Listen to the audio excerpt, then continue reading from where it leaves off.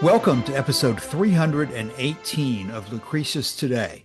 This is a podcast dedicated to the poet Lucretius, who wrote On the Nature of Things, the most complete presentation of Epicurean philosophy left to us from the ancient world.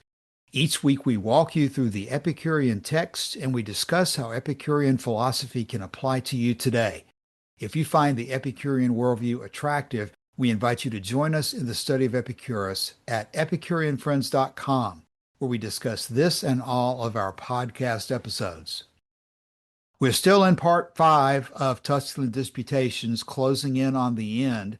Last week we dealt extensively with section 33, in which Cicero went into Epicurus's division of the natural and necessary desires.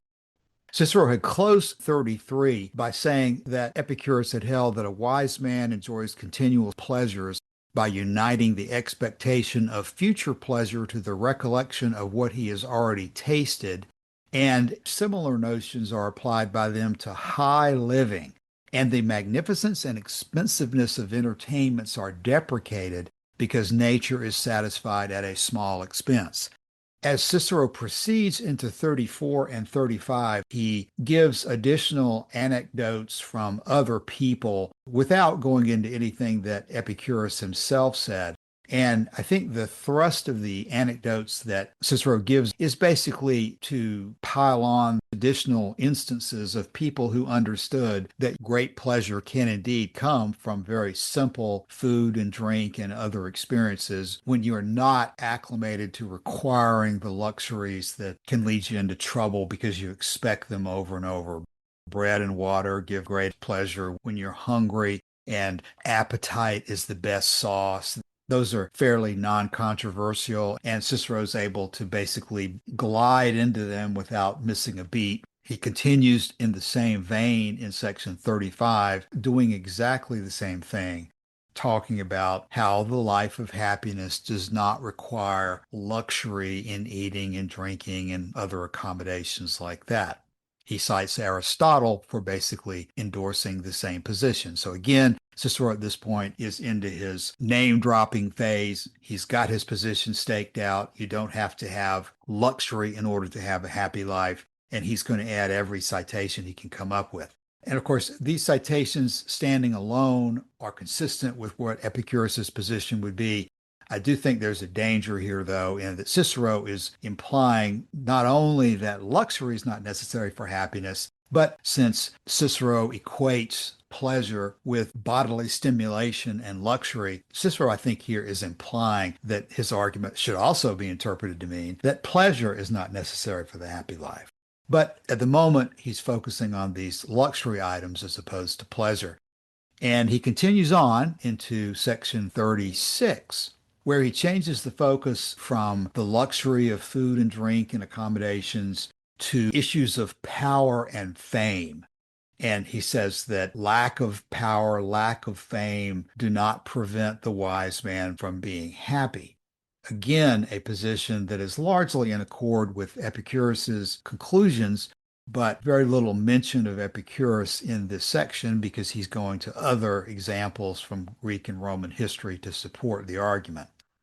Towards the end of 36, the example that Cicero turns to is someone who is banished from his country as also something that should not prevent the wise man from being happy, even though it is an example of something terrible that can happen to you, especially from the point of view of a Greco-Roman such as Cicero. He returns to Epicurus by first mentioning the position taken by someone that wherever I am happy is my country. And then he cites Socrates specifically for saying that when he was asked where he belonged to, Socrates replied, the world, for he looked upon himself as a citizen and inhabitant of the whole world. And it's in that context that he comes back to Epicurus, mentioning someone named Altabutius, asking, did he not follow his philosophical studies with the greatest satisfaction at Athens, although he was banished? Which, however, would not have happened to him if he had obeyed the laws of Epicurus and lived peaceably in the Republic. Was Epicurus happier living in his own country than Metrodorus, who lived at Athens? Or did Plato's happiness exceed that of Xenocrates or Polemo or Cecilus? There are several things going on here. One being Epicurus's advice to live peaceably within the Republic, and then a reference to Epicurus's life in Athens as opposed to Metrodorus, who was not originally from Athens, but was from another location. Joshua, can you help us with that? Exactly, Cassius. So he quotes this classic view, which is I'm not only a citizen of Greece, but a citizen of the world, a cosmopolitan, and cites that as being the view of Socrates. And then he goes down this list of people who were banished or moved themselves somewhere else. And he asks the question, were they any happier in their new position than they were in their old, or in their old position than they were in their new? And the point that Cicero is trying to reach here is that the location of your body on the surface of the earth is not going to make or break your happiness. You can be happy without being where you want to be. And so he makes this reference to Epicurus. He says that Alcibiades was banished and would not have been if he had followed the laws of Epicurus, presumably about political engagement, and lived peaceably in the Republic. And then Cicero goes on to say, in what was Epicurus happier, living in his own country, than Metrodorus, who lived at Athens? Epicurus was born on the island of Samos. Samos was a colony of the city-state of Athens, and he was an Athenian citizen, enrolled in the Deme Gargetos, and with all of the citizenship rights that pertain to that. So when he moved himself back to Athens, when he was perhaps 30, you could say that he was moving back to his homeland in a way, although he had only seen the place once before for 2 years. Metrodorus, meanwhile, was from Lampsacus on the coast of Asia Minor at the Bosporus. And the point that Cicero is making here is, do we have any reason to suppose that Epicurus was any happier than Metrodorus for being in his home city? In other words, did Metrodorus have any reason to be upset or unhappy because he was not in his home city? And for Cicero, whose whole point in this fifth book of Tusculan Disputations is that virtue alone is sufficient for a happy life, it doesn't matter where you are. It doesn't matter how famous you are. It doesn't matter what kind of table you keep. None of these things are going to determine your happiness for someone like Cicero. And so all of these anecdotes that he's giving here are in service of that point of view. We've skipped a lot of anecdotes here. Cicero tends to dwell on a theme and just pile on as many citations to history as he can. We're going to be moving in now to section 38, and we are, in fact, closing in on the end of Tusculan Disputations. There are only a couple of sections left, and we will be through with the book. Before we go into 38, let me repeat the point I made at the beginning. What Cicero is doing here in wrapping up Tusculan Disputations is dealing in what we've discussed many times here about this Socrates paradox. Cicero is going through a list of the things that people normally hold in life to be pleasurable, such as food, drink, luxury, living in your own country, having power, reputation. He's going through all of these things and he is saying you don't need each one after another. You can subtract and still be happy. And we're going to want to keep that in mind, I think, as we get to the end here, because the premise that Cicero is following here is one that I do not think Epicurus would agree with. You can take these individual pleasures and do without them absolutely and still be happy. But from the Epicurean perspective, it is these pleasures, not in luxurious or overindulgent amounts, but as in Cicero's anecdotes, even if you're just recognized by a woman carrying water in the street, that is a form of pleasurable reputation. The different things that can happen to you are still valuable, not because you've given up all these other things in life that cause you more trouble, but because the different things that can happen to you are pleasurable. It's not asceticism for the sake of asceticism that's important. It is, in fact, pleasure that gives value to life. So we're going to go next in 38, and I'm going to ask you to read section 38, Joshua, because there's a good bit of discussion of Epicurus in the beginning of it. And that's going to be the context in which we're now moving to discuss other things that we can be deprived of, such as blindness, and still be happy. it's still sort of in the line of arguing that nature does not require an awful lot in order to be happy. But when Cicero says nature doesn't require much, the implicit direction Cicero's going in is all you need is virtue. When Epicurus says nature doesn't require much, Epicurus is still focused on pleasure in order to find a happy life. Besides the emotions of the mind, all griefs and anxieties are assuaged by forgetting them and turning our thoughts to pleasure. Therefore, it was not without reason that Epicurus presumed to say that a wise man abounds with good things, because he may always have his pleasures. From whence it follows, as he thinks, that that point is gained which is the subject of our present inquiry, that a wise man is always happy. What, even though he should be deprived of the senses of seeing and hearing? Yes, for he holds those things very cheap. For in the first place, what are the pleasures of which we are deprived by that dreadful thing, blindness?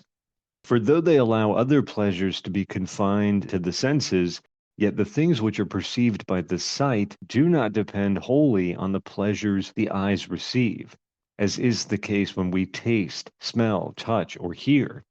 For in respect of all these senses, the organs themselves are the seat of pleasure.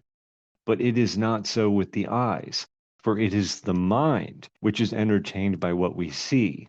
But the mind may be entertained in many ways, even though we could not see it all. I am speaking of a learned and wise man with whom to think is to live. But thinking, in the case of a wise man, does not altogether require the use of his eyes in his investigations. For if night does not strip him of his happiness, why should blindness, which resembles night, have that effect? For the reply of Antipater the Cyrenaic to some women who bewailed his being blind, though it is a little too obscene, is not without its significance. What do you mean, saith he? Do you think the night can furnish no pleasure? And we find by his magistracies and his actions that old Appius too, who was blind for many years, was not prevented from doing whatever was required of him with respect either to the republic or his own affairs. It is said that Caius Drusus's house was crowded with clients. When they whose business it was could not see how to conduct themselves, they applied to a blind guide. Joshua, as you read this section, it reminds me of some comments made by DeWitt that it seems like some of the ancients actually like to indulge almost as a game to start talking about how many of your limbs, how many of your parts of your body could you slice off and still be happy? If you lose a foot or a leg or 2 feet or 2 legs or a hand or both hands, or you're blind or you're deaf or you can't smell, how many of your senses, how many of your aspects of your body can you lose and still have life be worth living? And this, of course, echoes what I was saying before you read that last paragraph about the sorites aspect of this. When Cicero talks about the man for whom to think is to live, yes, Epicurus can agree with many aspects of how life can be worthwhile, even in significant disadvantages. But Cicero is driving this argument in a direction that Epicurus would not have approved of, because just as you never get an answer to the question of which grain of sand can you remove from a heap and still have a heap, all of the aspects of life that we find desirable are desirable. And while it definitely can be helpful to think about what it is you really need, it's not the point of life to live in the most minimal way you possibly can. If there's a problem that causes more pain than pleasure, then absolutely there's all sorts of things that you can do without. But to drive over and over and over the idea that, well, I can be happy even if I'm just a brain in a vat. Because for me to think is to live. Okay, that may appeal to some people, but that's not a productive way of looking at human life. So again, I don't mean to be too critical of this line of thought from Cicero here, because in each step along the line, you can get something valuable out of it. But as Cicero continues on here, when he says he's speaking of a learned and wise man with whom to think is to live, while we can agree that thinking is pleasurable, thinking is not the fullness of life. Humans are both minds and bodies, and the best life is going to involve the happiest use of both aspects of life. And to carry on with the point I just made, 39 is basically all devoted to blindness and anecdotes involving issues that confront those who are blind, referencing Homer, of course, who very famously was blind. And then, of course, from blindness, what do we do but proceed into section 40 to address deafness? But there is a mention of Epicurus at the beginning of 40. So, Joshua, towards the end of 40, there's another mention of pleasure in a way that then evokes Epicurus in the beginning of 41. So, Joshua, why don't you read for us the part that begins to apply to Epicurus again towards the middle, and then read us out through the end of part 5. In the middle of section 40 here, Cicero has just come off his discussion of blindness and deafness, and he kind of summarizes it this way. He says, "But suppose all these misfortunes were to meet in one person. Suppose him blind and deaf.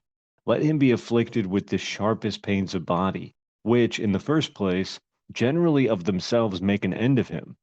Still, should they continue so long, and the pain be so exquisite, that we should be unable to assign any reason for our being so afflicted, still, why, good gods, should we be under any difficulty? For there is a retreat at hand, and death is that retreat, a shelter where we shall forever be insensible. Theodorus said to Lysimachus, who threatened him with death, 'It is a great matter indeed for you to have acquired the power of a Spanish fly.' When Perses entreated Paulus not to lead him in triumph, 'That is a matter which you have in your own power,' said Paulus. I said many things about death in our first day's disputation, when death was the subject, and not a little the next day when I treated of pain, which things, if you recollect, there can be no danger of your looking upon death as undesirable, or at least it will not be dreadful. That custom which is common among the Grecians at their banquets should, in my opinion, be observed in life. Drink, say they, or leave the company. And rightly enough, for a guest should either enjoy the pleasure of drinking with others, or else not stay till he meets with affronts from those that are in liquor. Thus those injuries of fortune which you cannot bear, you should flee from." And in section 41 he continues, "This is the very same which is said by Epicurus and by Hieronymus. Now if those philosophers whose opinion it is that virtue has no power of itself, and who say that the conduct which we on our side denominate honorable and laudable is really nothing, and is only an empty circumstance set off with an unmeaning sound, can nevertheless maintain that a wise man is always happy, what, think you, may be done by the Socratic and Platonic philosophers? Some of these allow such superiority to the goods of the mind as quite to eclipse what concerns the body and all external circumstances. But others do not admit these to be goods. They make everything depend on the mind, whose disputes Carneades used to determine as a sort of honorary arbitrator. For as what seemed goods to the Peripatetics were allowed to be advantages by the Stoics, and as the Peripatetics allowed no more than the Stoics to riches, good health, and other things of that sort, when these things were considered according to their reality and not by mere names, his opinion, Carneades' opinion, was that there was no ground for disagreeing. Therefore, let the philosophers of other schools see how they can establish this point also. It is very agreeable to me that they make some professions worthy of being uttered by the mouth of a philosopher with regard to a wise man's always having the means of living happily. And then we come to section 42, which is the final paragraph of Tusculan Disputations. We've come to the end of the book. And Cicero says, "But as we are to depart in the morning, let us remember these 5 days' discussions, though indeed I think I shall commit them to writing. For how can I better employ the leisure which I have, of whatever kind it is, and whatever it be owing to? And I will send these 5 books also to my friend Brutus, by whom I was not only incited to write on philosophy, but I may say provoked, And by doing so, it is not easy to say what service I may be of to others. At all events, in my own various and acute afflictions, which surround me on all sides, I cannot find any better comfort for myself. All right, Joshua, thank you for reading to the end of the chapter and to the end of the book. And it is probably worth celebration that we have come to the conclusion of a very long series of episodes. Approximately a year we've spent going through it. And I do think it's been time well spent because we have gotten a lot of detail out of discussing what Cicero had to say about Epicurus and about the arguments that Epicurus was addressing that we would not have gotten otherwise. And the same is true, I'd say, here in the final paragraphs that you've just read for us, because interestingly enough, it seems like Cicero comes back more to his skeptical position here. And while he's bounced around about his assessment of whether the Stoics really disagreed with the Aristotelians or not, in the end here, in this final paragraph, he cites Carneades, who is more of a skeptic like Cicero himself is, as taking the position that in the end, they're basically saying the same things between those two schools. And Cicero says he's happy with any philosopher who is able to say things that are worthy of coming from a wise man's mouth about living happily. So Cicero's closing on much the same argument that he's used throughout Tuscan disputations, that he doesn't agree with Epicurus about pleasure. He thinks that Epicurus says things that aren't worthy of a philosopher. But Epicurus seems to Cicero to come to some of the same conclusions that he himself does. And if even Epicurus, even someone whose opinion it is that virtue has no power of itself, even someone who says that the conduct which we hold to be honorable and praiseworthy is really nothing except empty circumstance set off with an unmeaning sound. If even somebody as depraved as Epicurus can come to a similar conclusion, then how much more can the Socratic and Platonic philosophers do in explaining the desirability of pursuing virtue as the basis of happiness? In saying that the Stoics and the Aristotelians arrive at the same point, he reminds us of what their dispute was about, which is that some say that the goods of the mind are so much more important that they transcend the goods of the body. The Stoics, on the other hand, say that the things of the body and external circumstances are not even good at all. And that's where Carneades and the skeptics will come in and say, it doesn't matter. Both of you are arriving at the same place, which is that the goods of the mind and virtue are those that are really important. And in that thought, Cicero brings us back at the end to his conclusion that the philosophers of the schools can debate these points among themselves if they like, just so long as they say things that are worthy of being uttered by the mouth of a philosopher. So, Joshua, we've reached the end of the book, and so we probably should devote the remainder of the episode to summarizing the lessons we get from these final chapters and from the book as a whole. That's right. We have spent a long time on Cicero in various works. It's always rewarding. It's not always easy to do because he does raise real challenges. Challenges which might not occur to someone who is approaching Epicurus with a friendly eye toward his philosophy, right? You need a critic, you need someone to ask the hard questions. And Cicero has been very good about that for us to help us think through some of the potential problems and pitfalls and to think through what were the objections that were made by the other schools in classical antiquity. And how did the Epicureans of the ancient world respond to them? And how should we respond to them today? Joshua, let me jump in just a moment before you continue. What you've just said is exactly an argument that has attracted my attention in a new article I've been reading over the last several days. Dr. David Sedley wrote an article some 25 years ago entitled The Inferential Basis of Epicurean Ethics. And one of the points he raises there is exactly what you just brought out, which is that we find in Cicero, in many cases, the proofs and the logical arguments of Epicurus in support of his position that we don't really find in the letters of Epicurus himself so much. For example, as Dr. Sedley says, the principal doctrines, and especially the letter to Menorchius, They are lists of conclusions, especially the principal doctrines, the Vatican sayings, and then the things that are included within the letter to Menorchius. They are excellent summaries of the conclusions that Epicurus reaches and the advice that he gives about how best to live a happy life. But they're not necessarily the logical argument that he followed step by step along the way to reach those conclusions. And that's a point Dr. Sedley brings out that we have in Torquatus, in book one of On Ends, the section that we talk about all the time, where Torquatus lays out from the beginning how Epicurus held pleasure to be the good. Dr. Sedley points out that that presentation by Cicero is actually much more helpful in understanding Epicurus's thought process at arriving at his conclusions than is the letter to Menorchius itself. So what you've just said, I think, is a really important reason why the study of Cicero, especially On Ends, followed by Tusculan Disputations, and also on the nature of the gods, because that gives us the argument on divinity, that Cicero, as irritating as he can be, has preserved for us vital information about how to interpret Epicurus.